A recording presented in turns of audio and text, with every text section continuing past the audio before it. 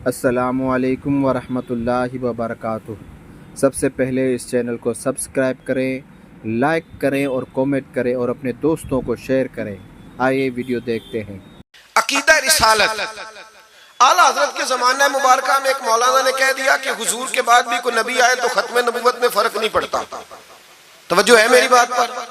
इधर देखो मेरी तरफ। आला हजरत ने पता क्या जवाब दिया? आला हजरत फरमाने लगे, तू कहता है आ जाए तो फर्क नहीं पड़ता, हम कहते हैं आए क्यों हुजूर के बाद? हमें जरूरत ही कोई नहीं, हमें कोई हुजूर ने कमी छोड़ी, हमें हाजत ही नहीं, आए क्यों? आला हजरत ने फतवा कुफर दिया। एक मौलाना उठे तो कहने लगे जैसा इल्म नबी पाक को है वैसा जानवरों पागलों सबको है। फिर वो कहने लगे मेरी बात का ये मतलब था वो मतलब था, सच्चे दिल से बड़े ठंडे दिमाग से। देखिए मैं कोई ऊंचा नहीं बोल रहा, कोई जोश में नहीं हूं। देखो एक बंदा कहता है जैसा इल्म नबी पाक को मिसाल देता है कि ऐसा अताई इल्म तो जानवरों पागलों सबको हासिल है। वो कहता है मेरा ये मतलब है, मेरा वो। हमारा सवाल ये है कि तुझे ये बात कहने की जरूरत क्या है? बोले है कोई जरूरत? नहीं तुसी बोल दे नहीं यार, हाँ तो कर दे, है कोई जरूरत?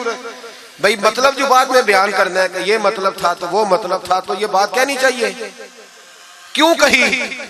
आला हज़रत रहमतुल्लाह अलैह फरमाने लगे तू पागल हो गया, कुरान नहीं पढ़ता। वअल्लमका मा लम तकुन तअलम। अल्लाह फरमाते हैं महबूब जो आप नहीं जानते थे मैंने सारा ही आपको सिखा दिया है। फरमाया जिसका उस्ताद रब हो उसे कोई कमी रहती है? फरमाने लगे तू ये मिसालें देता है, हमारा अकीदा ये है कि अल्लाह ने गैब के खजानों की कुंजियां ही अपने नबी को अता फरमा दी। एक मौलाना और उठे कहने लगे नमाज में नबी पाक का ख्याल आए तो नमाज टूट जाती है। लोग कहते हैं लड़ो ना, हम नहीं लड़ रहे भाई, हम तो उम्मत को इकट्ठा करना चाहते हैं। लेकिन इधर देखो ना, आपके सामने कोई बंदा खड़ा होकर कह दे कि नबी पाक का ख्याल आए तो नमाज टूट जाती है, तो आप उसके गले में फूलों का हार डालेंगे? क्यों? मुरव्वत करो ना, मुरव्वत का दर्ज दे रहे हो, मुरव्वत करो।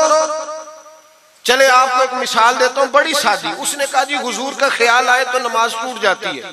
नमाज में आप दुरूद शरीफ के बाद दुआ पढ़ते हैं, दुआ कौन सी है? रब्बना इग़फिरली आती है ना आप सबको, पढ़िए जरा, रब्बना इग़फिरली।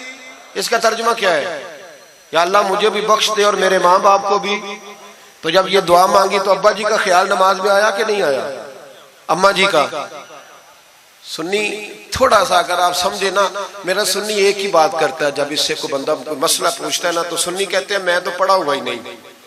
ओ खुदा के बंदे आज पढ़ के जाना सारी महफिल, और आइंदा जुमा भी अपने खतीब के पास पढ़ना जरा ध्यान से, फिर अगला भी पढ़ना, फिर तो इंशाल्लाह कहेगा नहीं मैं पढ़ा हुआ नहीं। भाई नमाज में आयत पढ़ते रब्बना इग़फिरली तो अब्बा जी का ख्याल आता है कि नहीं?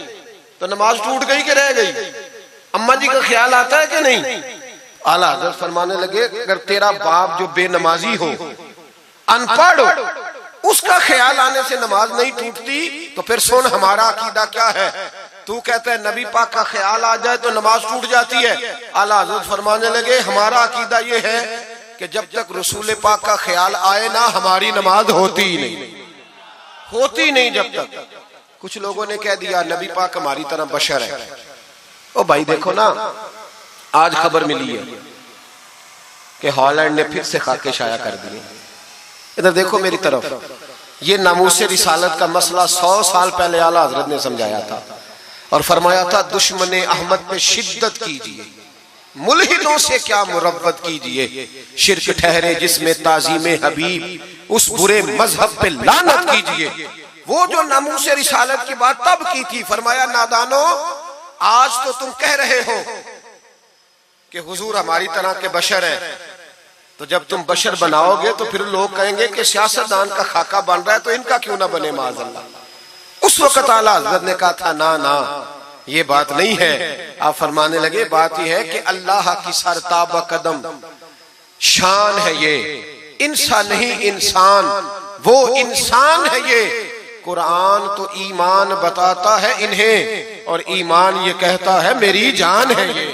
नामूसे रिसालत का मसला सारी जिंदगी आला हज़रत ने समझाया और लोगों को बताया कि जान है इश्क मुस्तफा, रोज फुजू करे खुदा, जिसको हो दर्द का मजा वो नाजे दवा उठाए क्यों। आला हजरत मौजूद थे मदीना शरीफ में। उस जमाने में ना नबी पाक के गुंबद के सामने खजूरों के 2 दरख्त होते थे, खजूरों के 2 दरख्त। शोरा सारे बैठे थे, तो शायर जो होता है ना वो तशबीह देता है बाज़ों का। तो शायर ने शेर कहा, कहने लगा यूं है दरख्त हजरत वाला के सामने। तवज्जो है मेरी बात पर?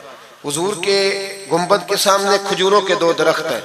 शायर ने शेर लिखा, यूं है दरख्त हजरत वाला के सामने, मजनू खड़ा हो खैमाए लैला के सामने। आला हज़रत फरमाने लगे ये शेर मेरे नबी पाक की शान के लायक। फरमाने लगे तुमने हुजूर के खैमे को, नबी पाक के गुंबद को लैला का खैमा बना दिया, ये क्या बात है? तो लोग मानते भी नहीं ना, वो भी ना माने। कहने लगे जी इतराज करना आसान है, शेर कहना मुश्किल है, आप बताएं शेर कैसे कहना चाहिए। फरमाया लफ्ज वो कहो जो हुजूर की शान के लायक है, जो शान के लायक नहीं वो लफ्ज न कहो। शेर क्या कहा? कहने लगे यूं है दरख्त हजरत वाला के सामने, मजनू खड़ा हो खैमाए लैला के सामने। आला हज़रत फरमाने लगे गलत है तशबीह। कहा जी आप बता दें। तो आला हज़रत फरमाने लगे सुनो फिर, यूं है दरख्त हजरत वाला के सामने, कुदसी खड़े हैं अर्शे मुअल्ला के सामने। गोया कुदसी खड़े हैं अर्शे। ये फाज़िल बरेलवी रहमतुल्लाह अलैह का अंदाज है। नमूसे रिसालत के बारे में कभी किसी को गुंजाइश, हमारे एंकर टीवी पे बैठ के अभी भी बातें होंगी सवेरे बड़ी, मौलवी जज्बाती है जी, ये कहता है कि गुस्ताखाने रसूल से रिश्ता तोड़ो, और सारे एंकर हमारे बच्चों को खराब करते हैं। कहते हैं जी हुजूर ने तो अपने बेअदब को माफ किया। बिल्कुल माफ किया है, बिल्कुल माफ किया। नबी पाक ने अपने बेअदब को माफ किया है, पर हजरत अबू बकर सिद्दीक ने हुजूर के बेअदब को कोई नहीं माफ किया। हजरत उमर ने हुजूर के बेअदब को माफ, हजरत उस्मान गनी ने माफ, मौला अली ने माफ, इन लोगों ने हुजूर के बेअदब को माफ। लेकिन ना जो मेरी बेअदबी करेगा उसे मैं माफ करूंगा। बेअदबी मेरी करे और माफी मेरे छोटे भाई से मांग ले, उसको हक है माफ करने का? मैंने माफ करना है, क्योंकि बेअदबी ये मोटी बात है, इसको समझ ले।